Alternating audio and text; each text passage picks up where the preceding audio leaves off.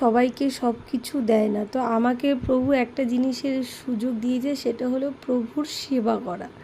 তো আমার তোমার সেবা ছাড়া আর কিচ্ছু চাই না। যতদিন বেঁচে থাকবো প্রভু জানি সারা জীবন তোমার সেবা করতে পারি, সেই আশীর্বাদটাই করো। তো সবাই মিলে বলো রাধে রাধে, জয় গুরু। তো আমার বাড়িতে ছোট্ট করে একটা সৎসঙ্গ দেওয়া হয়েছিল, সেই কিছু সুন্দর মুহূর্ত তোমাদের সাথে শেয়ার করলাম। অবশ্যই তোমরা বলবে যে আমার ঠাকুর ঘরটা তোমাদের কেমন লেগেছে।